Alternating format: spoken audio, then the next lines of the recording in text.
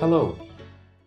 I'm sure you have heard the saying that human beings are creatures of their own habits. All of us wish to enhance the quality of our lives, but we know that that can only happen when we change our habits. But what if the secret to changing your habits does not lie inside of you, but outside of you? And that's precisely what I'm going to be talking about in this video today, which is going to be loaded with a lot of scientific information. And it's based on this one premise, and that is environment dictates behavior.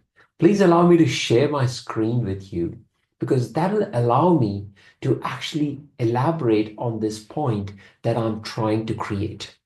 See, we are all aware that the power of the environment is immense. Our environment has the ability to shape the choices that we are making from moment to moment, and this impacts significantly our health and well-being. Have you ever noticed that your surroundings are actually influencing the choices that you're making, whether it comes to the domain of the foods that you're consuming, whether the physical activity, or even how you're thinking, whether you feel bored or do you feel creative and do you feel energized? So, a lot of this is actually happening subconsciously. When I talk about environment to people, people generally think that it's the planet, it's the forest, it's the climate change. Well, that is a part of the environment, but I'm more interested in the environment that is influencing you, which is your environment. And that is what I mean by your surroundings, whether you are at home or you are at work. And that environment is what is affecting your decisions very subconsciously. See, I truly believe that our spaces, the places where we live, where we work, where we socialize, can either empower us or support us, or they can actually sabotage our health and well-being goals. So, keeping that in mind, I have created this framework of 5 domains or 5 areas in your environment which are significantly influencing your choices and ultimately your habits. Because if we keep making the same choice again and again, well, that becomes our behavior then. And we say, you know what, this is my habit. And you can change your habits, but you've got to understand what is fueling or what is driving that habit. So, the first thing, let's talk about people because people do influence our choices and behaviors. Now, what do I mean by people? See, people for me equates to relationships, whether it is your personal intimate relationships, it is your kids, people at work, whichever situation you may be, friends, whichever way it is, they are in some shape or form influencing your choices. But there are 2 key domains that I think it is important for you to know, regardless of whether this is at home or at work. Now, I know this slide looks a little bit busy, but there are 2 key areas, and I'm going to be using some scientific language here, but I'll explain that and I'll simplify it. The first thing is that of social stress. Now, social meaning anything that is related to our relationships, and every relationship has got ups and downs. I wish there was a relationship which had only ups and no downs. So when there is up and down, what happens is that there is some stress or tension that is created. And every relationship has a different degree of stress in it. And sometimes that stress is causing us to make poor choices. Now, you can test for that level of stress if you're worried about something by taking one of the validated questionnaires that you can see. It's like a self-reported measure that I'm displaying on the slide over here on the left-hand side. Or you can have an interview with a psychologist using some of the other models, such as life events and difficulties schedule called leads sort of schedule, or even life stress interview LSI developed by the University of California, Los Angeles. The implications of this stress is important because we know that kids who have had a stressful upbringing, whether it's because of abuse or anything else, it is a predictor of their health and well-being when they go into adulthood.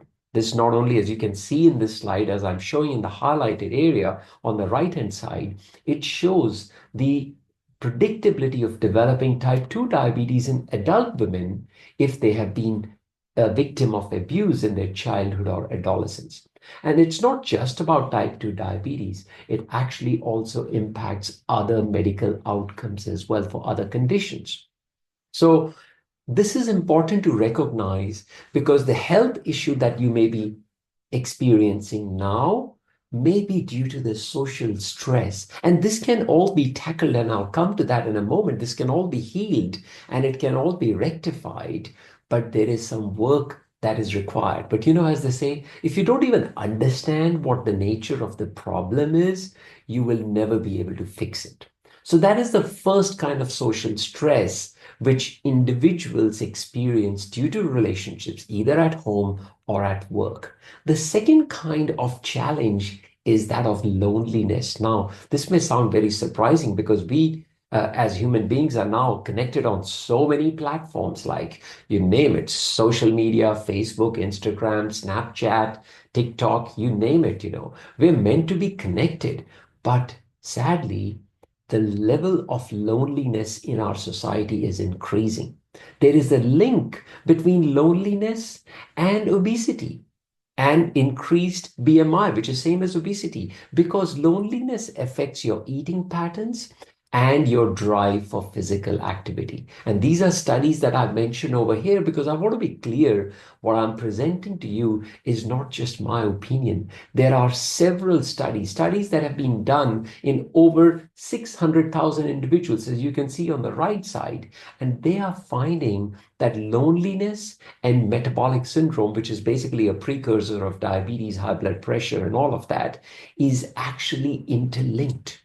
So, once again, once we identify and understand what the problem is that we are dealing with, we can then start to work towards it. Let's look at the second domain of our environment. The second domain is formed by objects. Now, you might say, what do you mean by objects? Well, let me explain. A lot of objects or having things, as they say, in our house creates clutter. Now, clutter or disorganization or chaos in the house can impact your health and well-being. Absolutely. And there are 5 proven areas of how this impacts. It increases stress and anxiety, reduces focus, impacts sleep, encourages unhealthy eating behavior, and also decreases productivity and work efficiency. Let's look a little bit further into it. Stress and anxiety studies are actually finding that when you are experiencing clutter and chaos in your environment, and I'm talking about your home environment at this stage, it is increasing your cortisol levels, which is the stress hormone, and creates more anxiety. When it comes to your ability to focus and cognitive function, meaning your brain function, there is this condition called as decision fatigue because your brain is constantly being distracted from one thing to the other because that's the job of your brain. Your brain is meant to make decisions. And when it is in a state of clutter and chaos, it is actually impacting its decision-making ability, which leads to fatigue. And when your brain is fatigued, you have little or no drive. Besides this clutter and chaos impacts your sleep quality because falling and staying asleep, and I'm not talking about just the duration you lay in the bed. I'm actually talking about the quality of sleep, whether you get up in the morning feeling fresh and energized or not. And besides this, having a cluttered atmosphere around your work desk encourages unhealthy eating behaviors. You might want to eat while you are working at the same time. And what that does is it encourages mindless eating behavior. And very importantly, clutter and chaos impact your efficiency and creative thinking. See, it's important to understand, friends, that we are all faced with different challenges in our lives, but it's critical to find creative ways of addressing those challenges. And that creativity will not come if there is clutter and chaos, and if, as I said to you, your brain is already overwhelmed with decision fatigue. So let's go to the third domain that I talk about, which is called trigger spots. Now, you'd say, what do you mean by trigger spots? Well, let me explain. The trigger spots are something, these are areas, and I'll give you a few different examples. Either they are in your house or they are in your workplace. And depending on the goal or the objective that you're wanting to achieve, these trigger areas can actually support you or they can sabotage your efforts. Let's take some examples.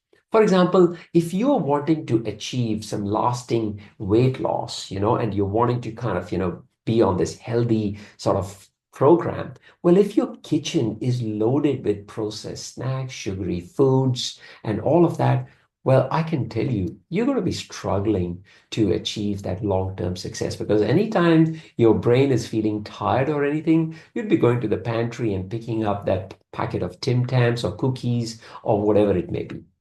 Let's talk about stress and productivity.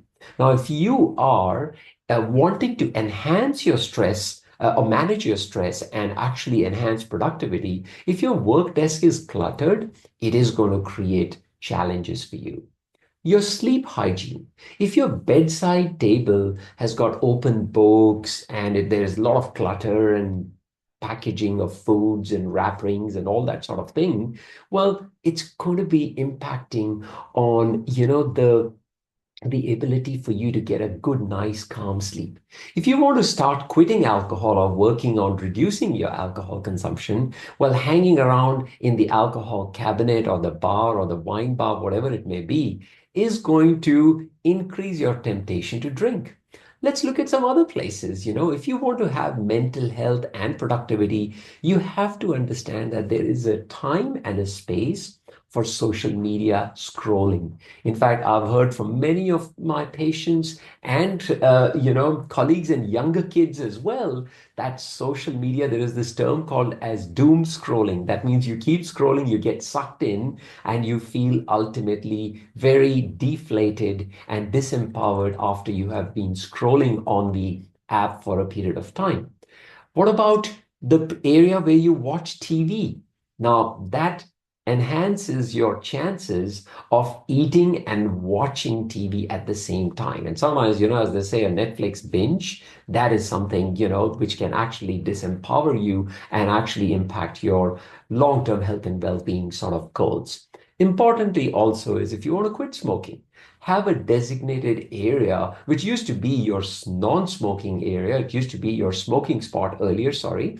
You can change that and remove lighters, ashtrays, and all of that and replace them with like gums or stress balls and things like that.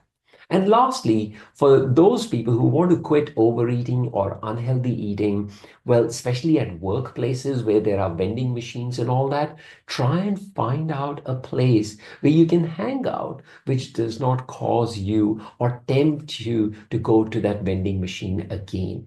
So, what are the things that can happen if you continue to have those trigger spots around? There is an increased likelihood of these unhealthy behaviors persisting.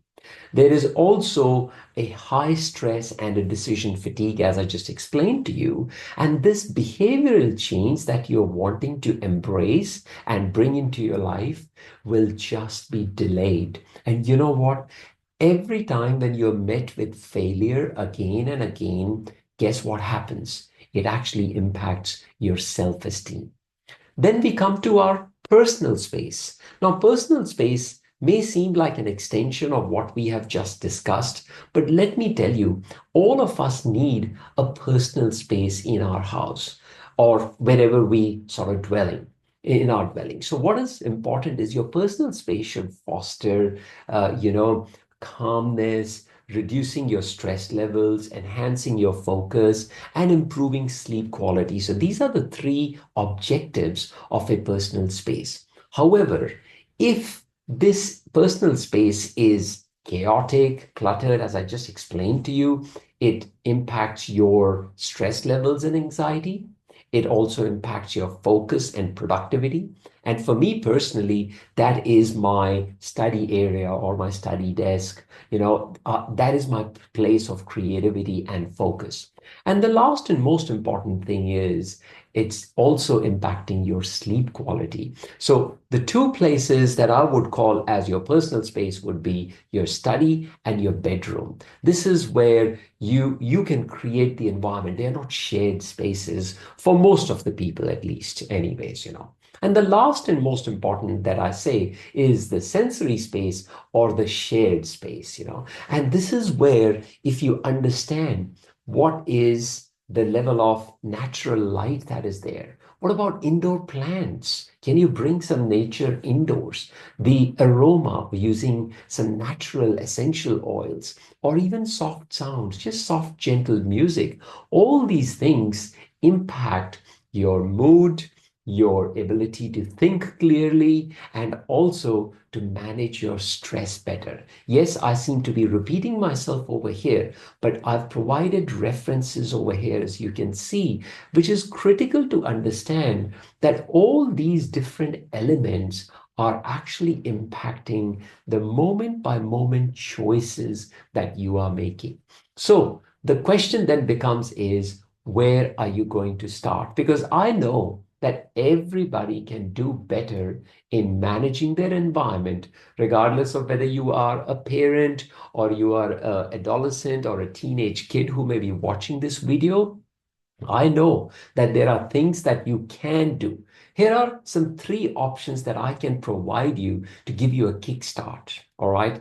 Firstly, let's talk about decluttering. Let's start with the simple things. I think all of us, and my principle is very simple. I use two key questions whenever I'm determining whether an object should stay in the house or it should be given away. And those two questions are, and they are, by the way, inspired by Maria Kondo's, I should say, the television series, which says, number one, does this object serve a practical value in my house or in my domain? And does it bring me joy? If you have answered yes to one or both these questions, well, then that object should stay. So this is what you use as a question to decide. And then what you do is you schedule a pickup for a charity organization, which will be a great starting point because then you have a deadline, a date when they're coming for a pickup. You could ask your friends and invite them over and say, hey, we are organizing a spring clean in the house. And that's a scheduled time for decluttering. Or you know what? I've often done this. I have invited my friends over for a dinner, for example, and that forces you to clean up the house and make sure the house is well presented. So these are just three options. So with that, I'm going to say to you that, friends, I want you to take this with a level of seriousness that this environment is actually dictating your behavior. I want you to start and make a resolve that there are some key action points that you are going to take today. And do share your comments because I love reading your comments when you sort of mention what action did you take or if you have any questions, because my goal is to ultimately empower you with education. Education can empower and you with information, and this information can create lasting transformation.